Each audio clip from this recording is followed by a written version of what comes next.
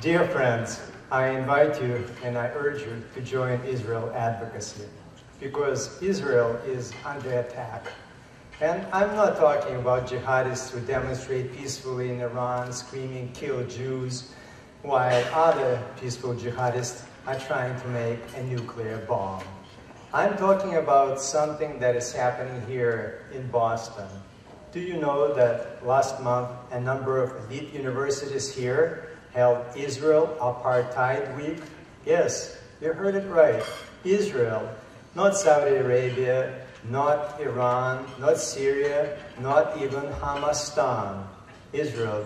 This is beyond absurd.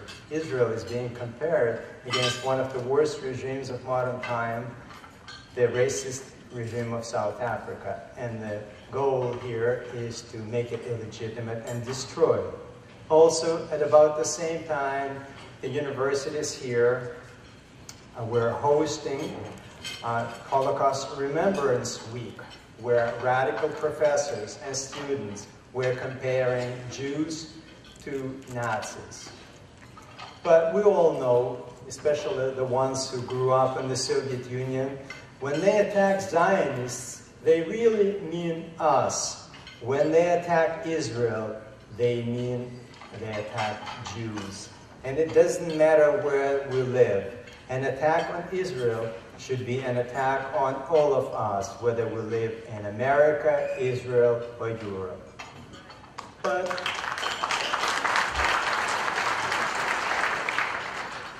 But not everything is doom and gloom. And one of the reasons for that is because here in Boston, we have a great Jewish leader.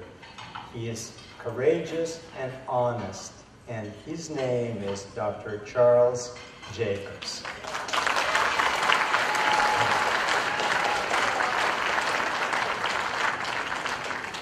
Dr. Charles Jacobs founded and co-founded a number of organizations. His organizations bring education to people and awareness and defend Israel. He co-founded in Boston CAMERA, Committee for Accuracy in Reporting in the Middle East. CAMERA exposes anti-Israel bias in major media networks. Dr. Charles Jacobs also co-founded the David Project. The David Project prepares high school students with knowledge and facts so they can defend Israel on college campuses. Dr. Charles Jacobs also founded Anti-Slavery Group.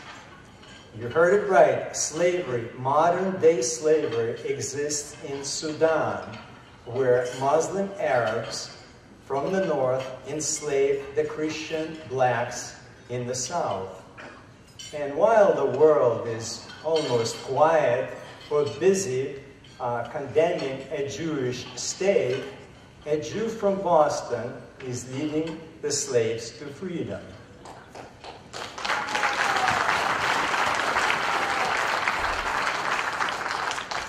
Charles Jacobs also co-founded, together with a Christian professor and a moderate Islamic scholar, Americans for Peace and Tolerance. This organization brings awareness to us about the dangers of radical Islam for the Muslim community and for all of us. Charles Jacobs is an accomplished journalist. He published widely in the Wall Street Journal, the Boston Globe, the Jewish Advocate, and the New York Times. He also appeared numerously at major news networks. Charles Jacobs received his PhD from Harvard University. But most important, Charles Jacobs has a great Jewish soul and common sense. Unlike many other Jewish leaders who want to repair the world first and save the Jews last, Charles Jacobs knows his priority. I believe there is no other community that appreciates what Charles Jacobs does as much as the Russian Jewish community.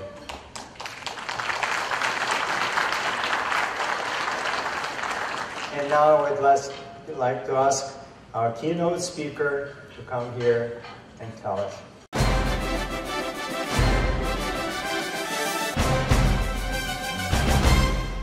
I'm truly honored to come here and speak tonight. You all look so good, I'm going to forget my lines. Where's the telephone? You know, in other circles in Jewish Boston, I don't get such invitations. Indeed, there are segments of the community who don't like to hear what I have to say. It's a little tricky. So Ari and Greg were nervous, you know, a little worried. I promised them I wouldn't say anything really, really strong. I promised them that everything I said would be politically correct, and I lied.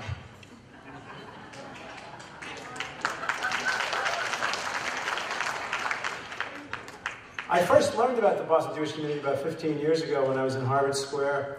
Harvard was doing one of its awful, horrible, anti-Israel things, and I sent out a notice to the whole Jewish community on, as best I could, you know, come demonstrate. And so 5 guys showed up, and it was very depressing. We were about to pack it up and go home, and then I looked, and it was a vision. There were these 20 men with a banner as big, you could see it from the Prudential Center. It was Rabbi Rotkin, so I knew from then what we had here. So here you are, you're the Russian Jews. I know you. You helped defeat communism. You cracked the code. You saw through what they were doing. You saw how they seduced the intellectuals with utopian fantasies. You saw how they bought the masses by selling the rich. You saw it all. You saw their promises were to be true universalists that could eradicate all human hatred, even hatred against Jews, they said. You saw them promise that they would unite people under the banner of international brotherhood. You saw that they would make everyone equal, they said. They would end exploitation and sorrow and suffering. And maybe it took some of you a while, but eventually the vast majority of Russian Jews saw through every one of the lies. It was all smoke and mirrors. And behind the scenes, there were lies and tortures and forced starvation and the gulag. You understood and you were brave and you stood up and you spoke up and you showed the world what courage can do. You were an inspiration to us all. And following your lead, others finally joined and saw the obvious. So much is owed to the Russian Jewish community. So much. But guess what? Here's what I came to tell you tonight. You have to do it all over again. The bastards are back. In a different guise, perhaps, with a different tune, but it's the same song. This time they're bringing a friend with them to the table. A new ally to destroy liberal democracies in Western culture. And the friend, as well you know, is radical Islam. So now we face a perfect storm. On the right hand, we have cultural Marxism on one side, and on the other hand, Wahhabism, and we're the target in the middle. On every college campus, who's against Israel but the left and the Muslims? Now imagine how that could be an alliance, right? The Muslims like burqas, the left like bikinis. Somehow, they both hate the Jews. And they both hate capitalism, and they both hate freedom, and they both want to internationalize some caliphate, some international community that's going to take over the world. It's a new time. It's a new time. There are new things that we have to understand. First of all, anti-Semitism has morphed. No longer is it okay in the West to hate Jews because we killed Jesus, or to hate Jews because we're racial vermin. We're hated today only because we are the apartheid state of Israel. So you see, it's pretty cute. You can still hate Jews, you just have to put it a little bit differently. I like Jews, but their state is the most despicable ever. Just read the New York Times, you'll see what I mean. Communism also changed. Communism also changed. No more boring Marxist theories. You know, the labor theory of value was so stupid that only college professors could believe it. But today, so they made a new brew. They made a new brew. It's called communism light. They call it social justice. Human rights for everyone except for Jews in America. Social justice. Look, you don't really deserve what you have. Look, there's poverty in the world, and we're going to fix everything. All you have to do is give the central government, Big Brother, more power, and they'll fix everything. Of course, there's a Jewish version of this, a fundamentalist version called Tikkun Olam. Repair the world. Fight for everybody, but not for yourself. That would be selfish. The one and only measure of your morality now is how you treat the other. And the more crazy the other is, the more he wants to kill your children, the more you have to kind of tikkun him up. Dialogue. What, you had never heard a sermon by the progressive rabbis of Boston? And so after you help bring down communism, my friends, now we have in the West anti-Semitism morphing into anti-Israelism. We have Marxism changing into the tikkunistas, right? And on top of that, we have Islam, where if you don't want to get sued or killed, you have to say Islamic radicalism. So Islamism is kind of like Marxism, but with a God, which makes it much simpler for them to hide right in front of our noses. You know, if people ran around saying awful things about Jews and Christians and gays and women and democracy, if they ran around talking about taking over the whole world, in other words, if they were Nazis or communists, we would know exactly what to do. But these people come veiled in a religion, and that gives them an enormous Teflon coating. We respect religion. We don't know how to handle a religion that is also an ideology, an economic system, and a military doctrine all combined. We don't know. You can't say anything about Islamofascism, though it is as ugly as any fascism you have ever seen. Islamists call for the murder of Jews and infidels and Christians, and they're killing Christians in the Middle East. They burn churches now. They shoot Jewish children in the head. But you can't talk about the Islamic reasoning behind what they do. You can only say the word terrorist. In fact, the Obama administration won't let the FBI and Homeland Security use the words Islamic terror or jihad. And so when jihad happens, we need to deny it and give it a different name, to claim it to be something else. It's an isolated incident. It's a singular madman. This is a hatred that we dare not speak its name. So the Jews are in trouble again, my friends, my Russian friends. And we cannot even talk about it too much, not directly anyway. Maybe you've had this experience. People ask me all the time, you people are so smart, how could you be so politically stupid? This is how I explain it. Some people call it the Jew flu. The Jew flu, you know. I use a different word. You know, lupus is a disease. It's a disease where the normal cells that God gives us to put there to protect us actually turn around and attack us. Well, the Jews have Jupus, you know? In Jupus, it's a special inborn, the special inborn Jewish intelligence provided by the Lord to help us survive in a hostile planet, especially maybe to ward off dangerous anti-Semitic assaults, reverses its function and attacks instead the Jewish host community. So, my Russian friends, my heroes and my heroines, we need you more than ever. We need your vision to see things as they are, and we need your courage to act no matter what the consequences may be, like you have done in the past. You are the brave ones. In fact, you're pretty special. Unlike you, we Americans never knew what it was like not to be free.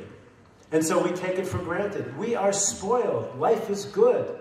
We're fat. We're lazy. We're foolish. We think getting democracy is easy. Just kill off Saddam Hussein and voila. Bring the Arab Spring. Sure.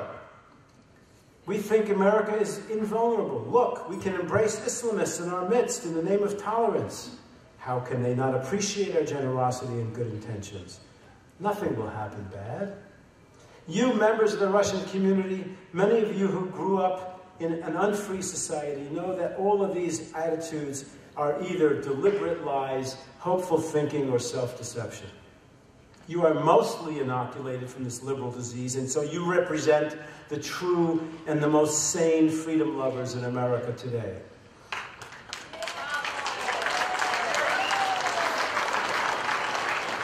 So help us, we need you. You are the brilliant scientists, and you are the chess players, and you are the engineers, and you are the physicists. So now you need to focus on cracking the code against this new global totalitarianism of the Muslim Left Alliance. We need your help. We need your voice to be heard. We need you to challenge this idea in the Jewish community that the big tent surpasses everything.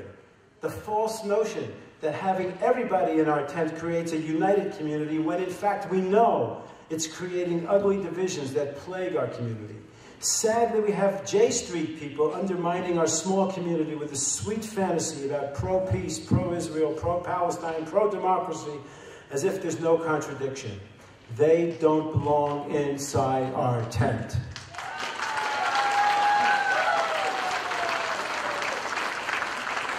So help us with your brilliance figure these things out. Help us what to do as we are exposing this week at Northeastern University professors using the cover of academic freedom and free speech to promote anti-Semitism and anti-Israel. How can we counter that? Help us. What do we do when progressive rabbis and others know that the Muslim Brotherhood created a $16 million radical Saudi-funded mosque in Roxbury, Massachusetts, that's teaching people that Jews are the enemies, that Christianity is filth, that to beat your wife, that horrible, horrible things, and nobody wants to say anything about it. Help us. What are we to do when Harvard University holds a conference to end Israel as a Jewish state? Not the murderous regime of Syria or Iran. What are we to do when Harvard now is the source of curricula for public schools K through 12 that are anti-Western and anti-Israel? So it looks to me that we know what God put you on the earth for. You crack codes, you solve puzzles, and you have courage. So, my friends, you have to do it again. Now strap on your courage and again help us save the Jews.